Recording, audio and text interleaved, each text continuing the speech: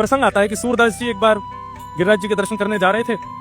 एक व्यक्ति रहता था गोवर्धन में, वो कभी दर्शन नहीं करता था ठाकुर जी के, केवल बोलता था गिरिराज जी इतने सुंदर हैं, श्रीनाथ जी का श्रृंगार इतना अच्छा है, पोशाक इतनी अच्छी है, अच्छी अच्छी बातें बना बना करके प्रवचन करता था। हजारों लोग सुनते थे, लेकिन स्वयं कभी दर्शन नहीं करता था।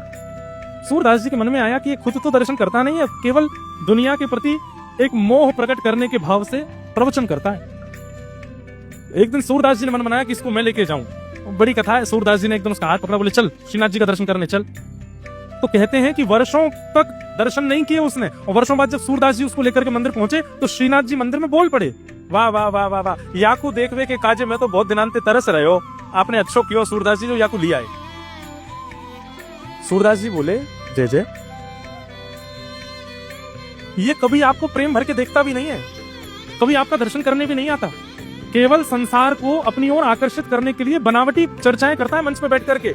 और आज इसको मैं खींच के जैसे तैसे मंदिर लेके आया तो आपने इसको इतना ऊपर चढ़ा दिया, आप बोल रहे हो कि मैं इसके दर्शन के लिए तरस रहा था। ऐसा कौन सा गुण देख लिया आपने इसमें? तब ठाकुर जी कहते हैं मैंने यहाँ में कोई गुण नहीं देखो। तो फिर बोले तुमने मन बना लिया था कि इसको श्रीनाथ जी के दर्शन करवाने हैं, इसलिए तब से मैं भी प्रतीक्षा कर रहा था मेरे सामने आएगा कब। सूरदास जिसको मेरे सामने लाने के लिए बेचैन हो रहा है, मैं भी तो देखूं वो कौन है।